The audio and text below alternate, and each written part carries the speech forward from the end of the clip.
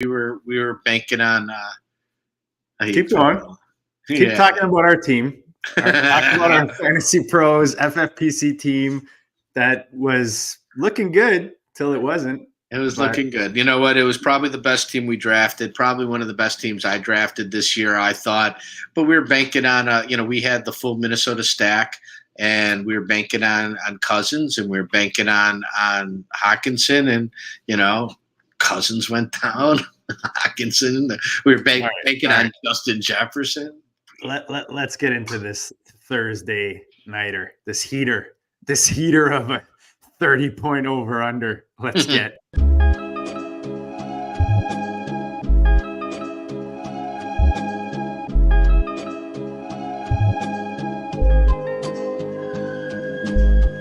Go district, the Pope listens. Dynasty, our religion, for the blokes missing. On all of these trades, on all of these plays, on all of these grades. By the end of the day, y'all getting played. So, what you gonna do next? Try to fill up that flex? Send the homie a text? That trash offer's the best? You try to make it complex, then they text you back. Now all of a sudden, they don't make any sense. Broaden your horizons, boy. Dynasty's not for the Simons, boy. These trades not for consignment, boy. Respect your opponent, y'all some piranhas, boy. This my advice, from me to you. Open up your cute little podcast queue. Search up GOAT District, my dude. Pop it in your ear, man, y'all know what to do. It's the... And I always be traded. And I always be traded. And I always be trading. Y'all try to betray them, but first you gotta bait them. Fish.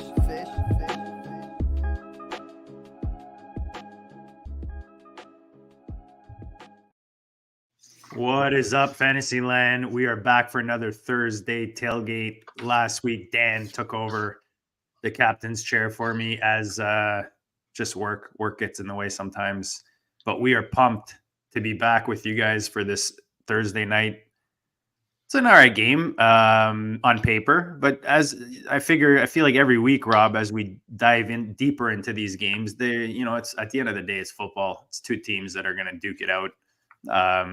There is kind of that AFC rivalry there in New England and Pittsburgh, so you expect it to be a good matchup. New England's not one to kind of lie on its back. The spread right now is Pittsburgh at home, 6-point favorite, and the over-under, a mighty 30. Rob, how you feeling about tonight's game? Thanks for copying my toque, by the way. Yeah. Great minds think alike. All right, so yeah, it's actually, I love all these games, so I start digging in. New England, Pittsburgh, a lot of history there. We have a little history being made by these teams also right now with New England, and we could dig right into this, but I'll let you set me up a little bit with this. Yeah, let's set the table a bit. New England not having their best season. You already hear Big Bill might be heading somewhere else next season, but year to date, 2-10, 12.3 points per game for the Patriots, 21 against. And then you got Pittsburgh, second now in the AFC North, surprising, 7-5. They're 16 points per game for, and then 19 against. They're minus Pickett. So their starting quarterback, not that he's an offensive juggernaut or anything, but he's been in the pocket this season. So you've got a backup coming in Pittsburgh Trubisky. Sorry. I don't know why I wanted to say Minshew. That was really weird. Thinking about my Colts there. Trubisky coming in. The nice thing with Trubisky is we do have numbers on him in Pittsburgh with some of these pieces. So you kind of know where we can figure out, and we'll talk about that, where he likes to, target down the field. But Harris, I believe, is still questionable. I'll double check that, but last I checked, that's the latest I had, was that he was just questionable. So Warren should be, a go, especially fantasy lineups. We'll talk about details as we look at the props.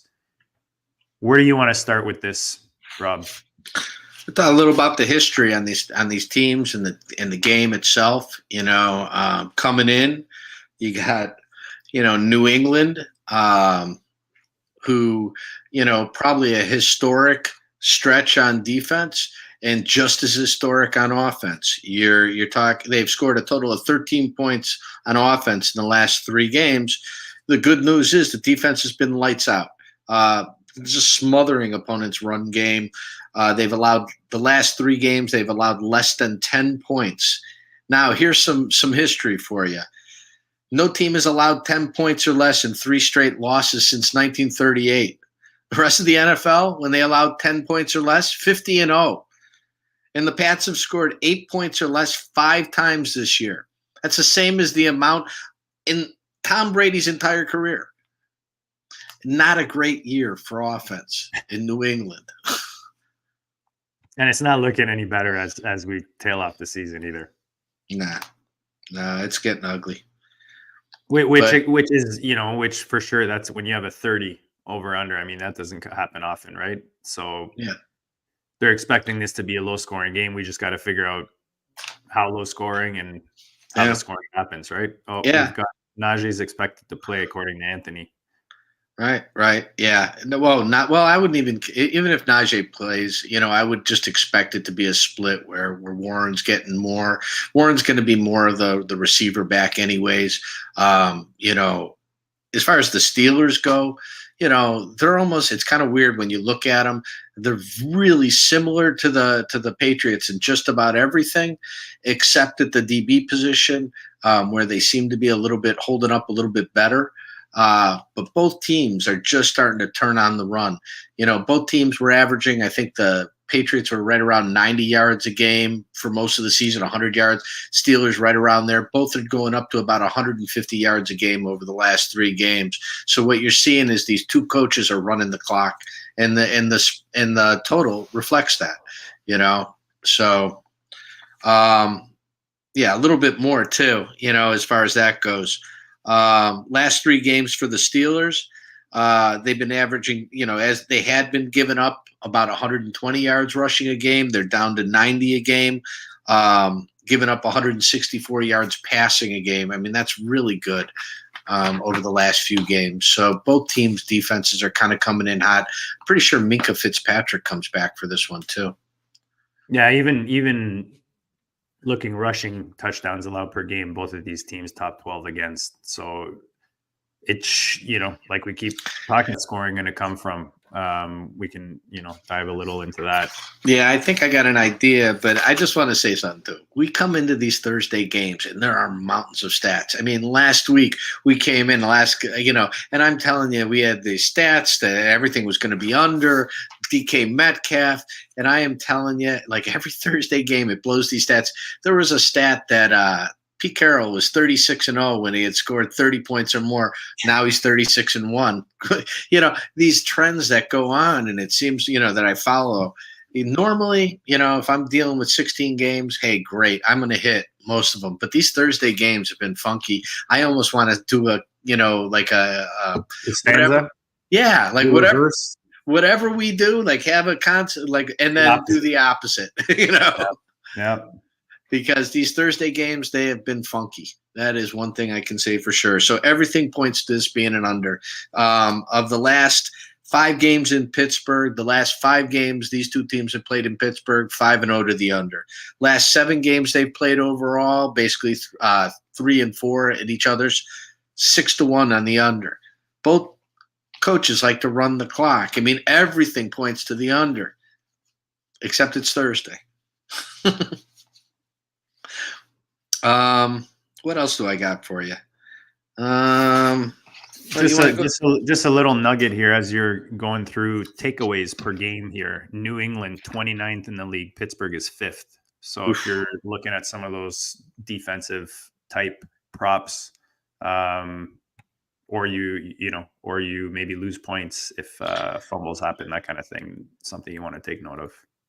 Yeah, it's so tough to give points with Pittsburgh. I mean, to give 6 points with either of these teams just seems like it's just so much. Well, you have the auto 3 points at home, right? 2.5 to 3. So they're basically saying that Pittsburgh's a 3-point favorite here, 3.5. Yeah, and I just like you said, I think the points are going to probably come a little bit more easily from Pittsburgh. We can start talking matchups, but yeah, get into it. Let's go. All right. Well, yeah, as far as Pittsburgh goes, you got the three main receivers are going to be Pickens, Robinson, and Deontay Johnson. Pickens should be lining up primarily against Jonathan Jones. He's got a significant advantage in that matchup. Miles Bryant will be playing the slot against Allen Robinson. Both of them are there 3 out of 4 plays. So most of the time, those two are going to match up. That's really about an even match. If anything, it's going to favor the DB. Deontay's going against J.C. Jackson. Again, J.C. Jackson and Jonathan Jones are going to switch back and forth from the right and left position. So they're going to both be playing both wide receivers. Both of them seem pretty vulnerable, though. I have Deontay Johnson and George Pickens with significantly the most favorable matchups in this game. So I am looking up. Actually, it's pretty even. I heard a stat. I'm trying to remember where now with regards to Deontay Johnson, just with Mitch Trubisky leaning heavily towards targeting him. I'm trying to find that data, like looking at game splits, but it's you could probably, but I remember what you're talking about, and it's true. He leans on Deontay. That I remember. I don't know the exact stat either, but yeah, that's what I was trying to find. But yeah, my memory serves. Yeah, Deontay tends to be the one he leans on. Shorter passes.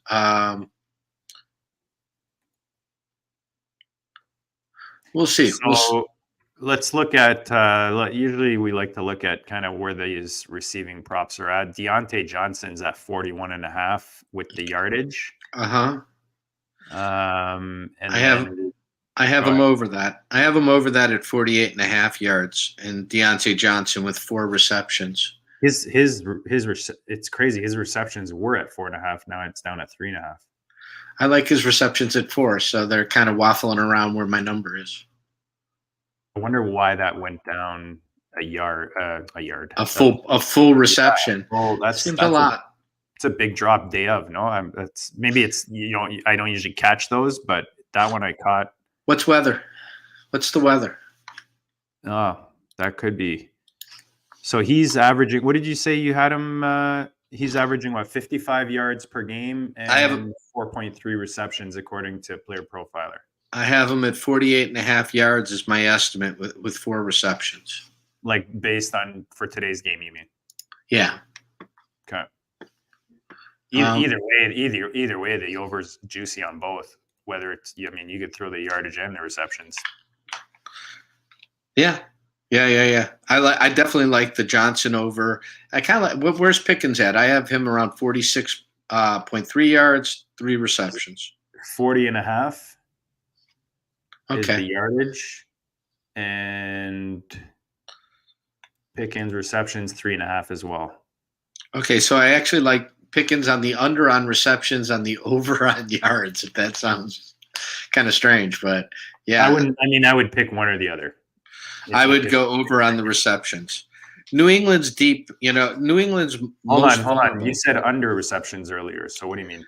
So I have Pickens having only 3 receptions, but I have them because you finished off by saying you would go over on the receptions. So I just want to over on the yards. So I have him at 46.3 yards. So they have him as 40 yards. I think he's going to have more yards than that. And then they're saying 4 receptions. I don't know if he gets 4 receptions, but maybe. Yeah, it's always tough when you have because Trubisky's also been practicing with the second team, right? So you never know. We see it, in Cincinnati. We saw it in Jacksonville, like whoever these guys are targeting often in practice is,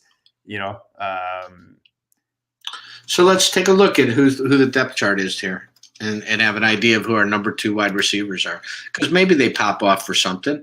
Yeah, Calvin Austin, who's got some speed. That's really it. Miles Boykin.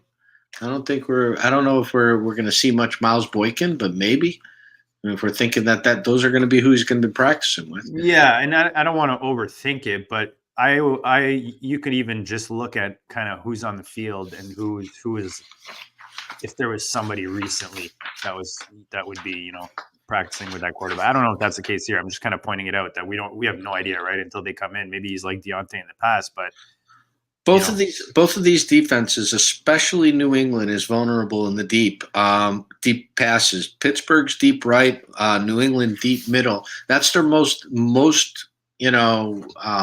spot.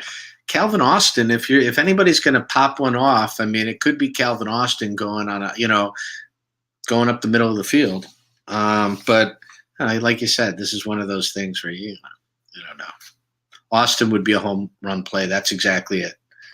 But I mean, who the heck could say that for sure or not? I mean, any of this is going to be an ugly game, and I do think, if I had to say anything, I think the advantages are with Deontay Johnson and with George Pickens. Otherwise, there's not a lot going on. We do have an injury to Ramondre Stevenson, and so we know that's a tough one. Well, you know that you're going to see a lot more going to Zeke. Now, this is a team that's averaging 100. Both teams are averaging 150 yards rushing. Bill Belichick is not going to alter that approach to this game. He's not going to start throwing the ball all over the yard, or is he? But my guess is he's probably just going to run the ball more. And so, yeah, I think Zeke. It's a volume play with Zeke. What's Zeke's numbers? Yeah, and Pittsburgh 22nd against the run when you're looking at yards per game. New England number 3 with averaging 88.7. So quite a difference there. Sorry, go ahead. A lot less than the last few games. In the last 3 games, they've been down to 52.3 yards per game rushing against New England. They've really tightened it up. Elliott is 61.5. He's at 61.5 yardage. Yeah. Here's a question. No, who else is going to run the ball for New England? Who else is back there? He's 14.5 receiving yards. I mean, he is averaging. Oh no, sorry, dude. I'm looking at the wrong thing. Go ahead. You're going to say something. I'm just saying that the Patriots. All right, we got Ty Montgomery and JaMychal Hasty behind Elliott.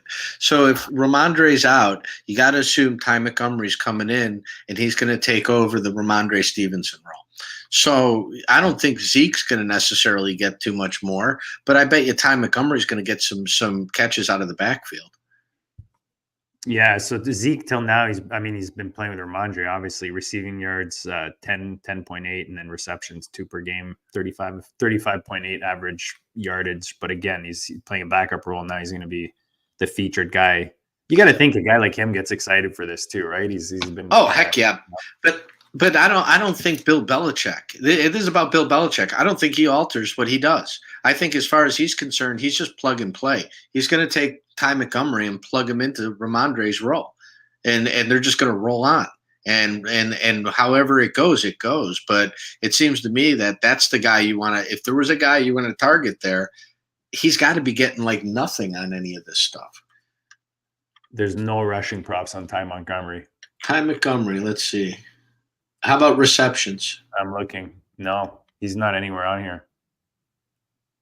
Yeah, there you go.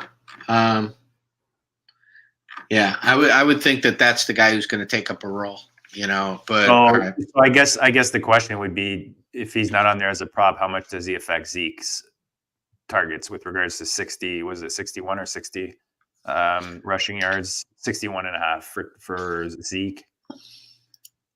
See. So they have it basically. His total yardage is they have him at just under 75. If you combine the two, right? Yeah, that'd be about right. Which is funny because then when you go to the rushing plus receiving yards, it's 80.5. Do you know what I mean? So you're almost better betting them together as 2 separate bets in a parlay. Yeah, but then you're paying Jews versus the extra 5 yards.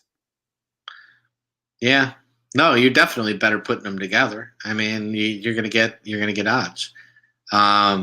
Interesting. Yeah, I just see.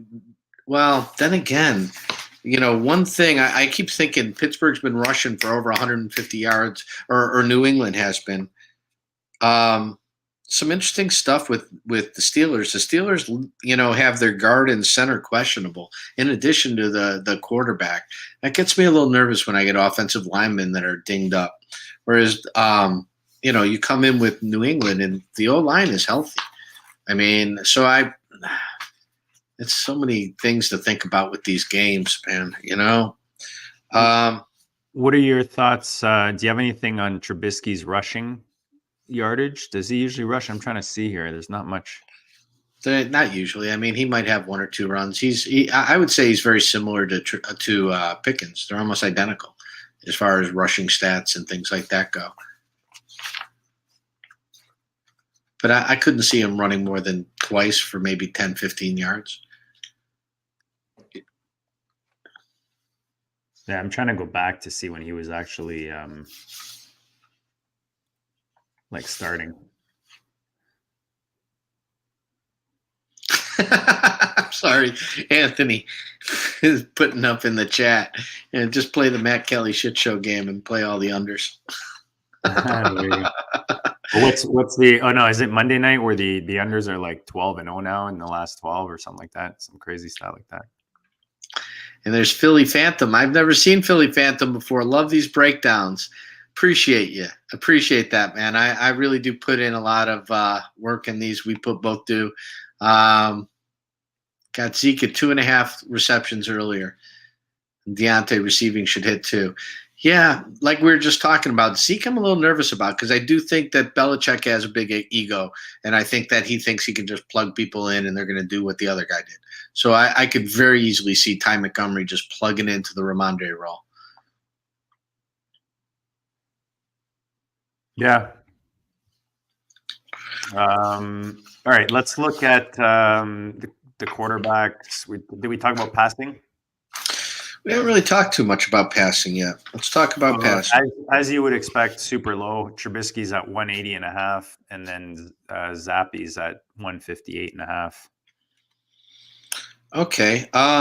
So interesting because the Patriots offense has only been averaging about 140 yards passing a game. And now they're going against a defense that's averaging, giving up 164. Yeah, probably all going to go over. But, I mean, you're looking at this, it would make sense that it would be under, which means over for sure. I'm kidding, guys. I mean, statistically, you're looking at like I said, New England's been averaging about 140 yards passing a game. You got Pittsburgh giving up 164 yards a game. On the reverse, Pittsburgh's passing for about 151 yards a game, or passing for 177 yards a game, I should say. And we've got the Patriots giving up about 189 yards a game. And I'm just talking about the last 3-4 games. Yeah, I mean, it lines up with, like we said, Trubisky's at 180. You said about 177. So yeah, right? Yeah. Do you think the question is, do you think they do better than average or worse than average, right? Because they're all lining up with average. So, if you think they're going to do better than average, you go over it. Worse than average, under. I kind of look, the more everything piles up under, I swear to God, with my experience on these Thursday games, I just want to say over. Just like, because every stat is showing under. Every stat's go, the last 5 in a row, the last 6 out of 7. No, every stat, it just makes me, but we've seen this every Thursday. We look through all these stats. There's trends that go, 30 in a row and, throw it out the window.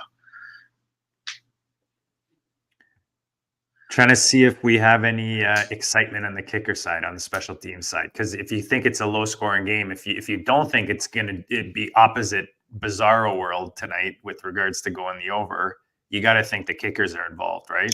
Yeah, you got to think a lot of kickers, especially on the side with New England, because they're out a running back, so they're both tied for 23rd right now with field goal attempts against per game. So at the bottom, so you're looking at at least 2. So if the 1.5 field goals for Boswell sounds exciting. If you're looking at I- over 2 I- average. I like it but I'm thinking if we're playing opposite world, Boswell, because then Pittsburgh's not scoring touchdowns. They're driving the field and they're able to pick up points that way, and Boswell should go crazy. If we're thinking in the terms of Pittsburgh's at home and we're thinking that they're going to probably score more than New England, and there's not going to be a lot of scoring here, then maybe New England pops off a couple of field goals and the touchdowns belong. Or do you do Boswell the extra points, 1.5? I don't know. Roll the dice. I mean, this is that. Yeah, I like the Boswell field goals over 1.5.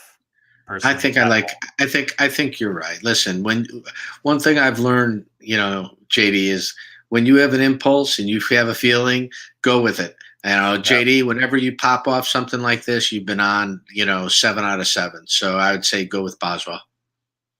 All right. Anthony agrees. There it is. And guys, this is no financial advice. We're just here to help you guys pull the stats as much as we can, give you guys as much information so you can make your decisions. That's the whole point of the show. It's not for us to nail everything 100%. Yeah. And let me go through the DVOA here real quick and just kind of go through the rankings on a layer. On the coffee, so do it. All right. So if we're looking at Pittsburgh and how they do, versus various receivers against number ones, they're number 3 in the league. They're averaging 70 yards a game against the number 1, giving up 70 yards a game. Against the slot receiver, they're number 16th, right around the middle, giving up about 49 yards a game.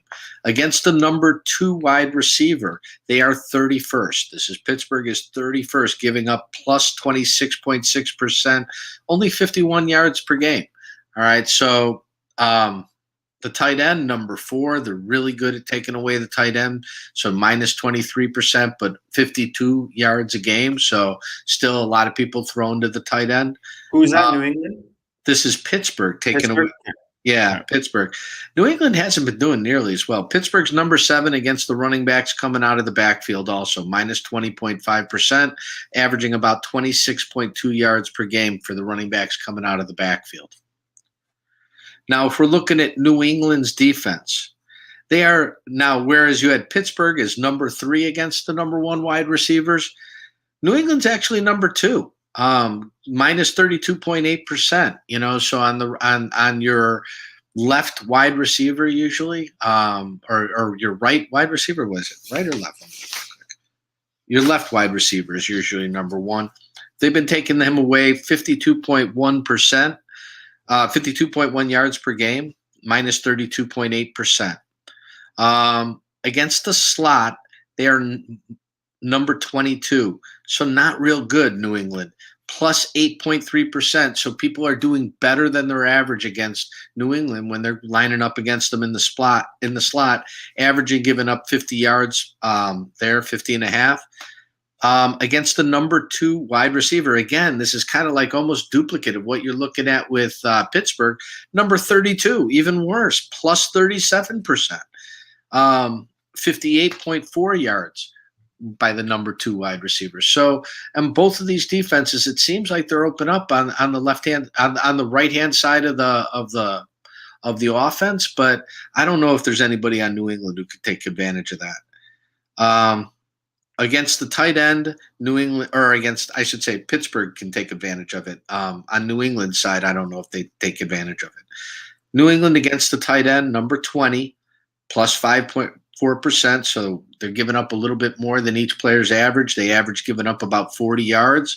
And against the running back coming out of the backfield, number 29, plus 26%. So running backs coming out of the backfield actually do better than average against this New England team. Now, take all of that. That's all seasonal stats. The last 3 games, they've been unconscious. So a lot of that's tightened up over the last 3 games. But those are the seasonal stats for New England. Oh, and their vulnerability, if I didn't say this earlier, Pittsburgh, deep right. Significant vulnerability, but not nearly as significant as New England in their deep middle. New England deep middle is a big gash. All right, guys. What else we got? Let's go to specifics here. Let's look at Pat Freiermuth. He had a huge game a couple weeks ago, a little bit of a dud last week with Pick It Out. He's at 2.5 with receptions and 27.5 receiving yards. On the season, he's at averaging 3 receptions and 30 yards per game. Yeah, so I'm over on both. I have Freiermuth at 3 receptions, 29.5 yards. The +5, 5% over where we think we're going to be. I do like Freiermuth to do better than average. So I like over on both of those. The other thing we didn't look at was Warren on the Pittsburgh side. Okay. I mean, now we've got to look at both of them, right? With Harris, you talked about Harris playing more of a backup role, but if you look at their over/under, they've got them. Oh, it's funny how I'm looking at the screen, Rob, and things are changing and moving. So they just locked Harris's yards. It was at 51.5. Okay. And then, here we go. So Harris's yards come back at 52.5. I'm where this is happening live here. Wow. Okay. Warren stays at 50.5, and Elliott's goes down to 59.5 now. Yeah, because Ty Johnson's going to come in. Sounds to me like DraftKings clearly watches this show. That's clearly what I've learned today is they watch this show and they want to make sure we've got live. Smart men over at DraftKings. Yeah, so Harris goes up. It's funny because I thought he would go down yard, but up to 52.5, and Warren stays at 50.5. So they actually think that Harris is going to be more involved in the rushing aspect of the game. I'm just going to look at receiving right now. So Warren receiving yards 17.5, and then. Oh my God! Really? That's so funny. That's right where I have him. Is it? Yeah. I'm not seeing Harris on here, so maybe they just didn't post. I have Harris at roughly either 1 to 2 receptions for about 10 yards. Yeah, it's crazy. They don't have him on the whole receiving side, so maybe they're just putting in his info. How many receptions do they have for Warren? Receptions. Yeah, I couldn't find that either. You've got his yards. I have his yards at 17.3. But they don't have receptions for him. Yeah, I have 3 receptions for him. Yeah, when I'm looking at New England, they're 29, number 29 versus the running back coming out of the backfield. Warren's definitely in the top half of running backs catching the ball in the NFL. So I'm thinking he goes over. You want to hear something else crazy? What? This is weird, man. Deontay receptions went back up to 4.5. Now it's back down to 3.5. But his yards went down as well. Now he's at 40.5. That's scaring me. This is what happens. There's not a lot of volume. You got to remember too. These guys, they're matching up bets so that they don't lose money. Wow, so as it comes in, you could take advantage, right? Because if you catch that, down to a full reception, that's a big deal. Well, at some point you're going to be able to, arbitrage this stuff and start middling the bets. If it moves far enough, you just take the middle and you're no risk of really losing money and possibly win both. So where are you just overall right now in this game? Still at 6 in favor of the Steelers and 30 with the over/under. What's your overall? I hate giving the 6, but if I had to do anything, if somebody put a gun to my head and said you have to bet this game, I think that I would probably bet the over in New England. I'm going to go the complete opposite. Perfect. I'm going to go the under with Pittsburgh at home. Like you said, it's gonna end up being like some crazy shootout with the way things have been going Thursday nights. But I'm gonna take Pittsburgh the points at home, like Tomlin, at home type of thing. That team seems to pull it off, and then whether they have their backup or not like Pickett's making a huge difference in my opinion. Maybe he does. We'll find out tonight. but I'll take the under and the You know, Steelers. I think you're probably right, but I will say, some matchup stats real quick. First of all, these two started playing each other in 1972. Since then, overall 18-16, including 5 playoff games. New England's 14-4 straight up the last 18 meetings, 8-2 straight up, 6-2 against the spread the last 10 times they've played the Steelers. But most of these times they had Tom Brady, so I just throw that stuff out the window. The one constant though is Bill Belichick, and he coaches very good defense. And I don't think that anybody on offense for the Steelers is going to scare him. But I could easily see the wide receivers getting loose every here and there. So I don't know. That's why I think the over. Only because I could see the Patriots defense scoring. I could see the Steelers defense scoring. I could see the Steelers wide receiver scoring a few times. And it wouldn't take much to go over in this game, if the defense put up anything. So, but it's going to be ugly. I mean, who knows? These defenses are so good that the offenses are probably going to explode. No, these defenses are so good. They should shut down the offenses, but we'll see what happens. Yeah. I mean, maybe you look at Pittsburgh or New England defense scoring, if you want to look at that. Or you can pick no touchdown scores and see if the same thing happens as last week, No way. Not after it happened last week. That's why the craziest stuff. The craziest stuff happens on these Thursday games. We get these ugly games. They end up being, memorable, if nothing else. We'll see what happens tonight. I mean, I keep saying that, but 2 great coaches, both defensive minds, both are turning up the run. Both coaches know each other really well. Belichick owns the record between the two. I think it's something like 8-4 or something like that, 8-3, somewhere in that area. I don't know exactly what the stat is offhand, but it's so hard to say because they know each other so well. The weakness is going to be the wide receivers for Pittsburgh against the defense, but overall, I don't think it's going to be big plays. It's got to be big plays because they're so good. Both defenses are good. So, there you go. This is one of those touchdown plays, right? You're saying, okay, can they score the touchdown? If the defenses can keep it all in front of them, then this game goes under.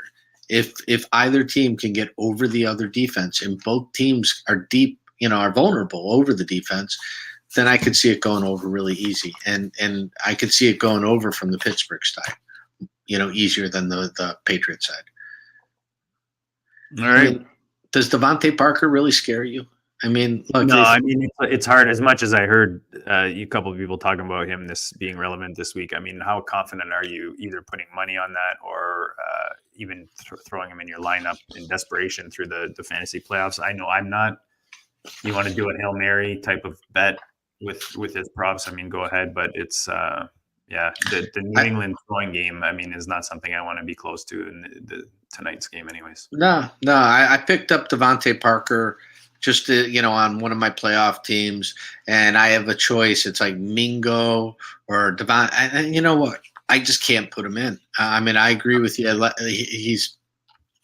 And they seem to be playing Mingo, like making him more part of that offense now with Thielen taking a back seat, which they should have probably done earlier, started doing earlier. But yeah. I mean, there's more with Mingo too, with his catch rate and all that. But I mean, you're right. Right now, he's starting to phase in, and I think Mingo might be a hot play. I also like Devontae for the targets. He's going to get targets. I just don't know if he's going to pull them in. And he'll probably line up against Joey Porter Jr. Joey Porter Jr. is going to be able to, should be able to cover him. It's a good matchup for Joey Porter. So, we'll see what happens with this stuff. But I got no faith in Devontae Parker. I got no faith in Thornton on the other side. None of these guys scare me. I mean, who's going to make a play for them? I mean, Juju Smith-Schuster, whose knee is about to explode. I mean, the last time we had heard about him earlier in the season, his knee was blowing up. I still don't know what's going on with that. He hasn't shown me being the old Juju yet. Who's going to make a play for New England? I just don't. I don't know. I mean, that's why I'm leaning towards Pittsburgh and thinking if anybody's going to make a play on New England, it's going to be that stellar defense. They've been amazing, So yeah, their defense would have to win it for them. Deontay receptions goes back to 4.5, goes back up to 41.5. So keep an eye on that if you are betting the Deontay props on DraftKings. Rob, always a blast doing this with you. We are 40 in here. I'm going to get back to it. Guys, smash the like. Let us know in the comments what you think about tonight's game. If you watch this before the game starts tonight at 8 o'clock, we want to hear your thoughts. What do you agree with, disagree with? Where did you put your money on today? And good luck to you guys tonight as you watch this big defensive battle, maybe not, between New England and the Steelers. We'll check you all later.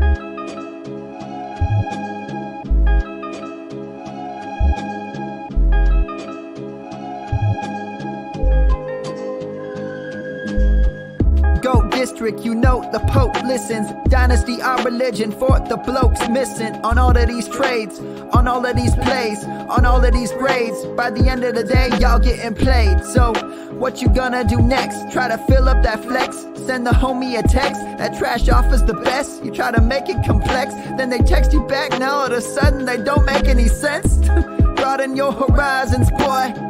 Dynasty's not for the Simons, boy. These trades not for consignment, boy. Respect your opponent, y'all some piranhas, boy. This my advice from me to you. Open up your cute little podcast queue. Search up GOAT District, my dude.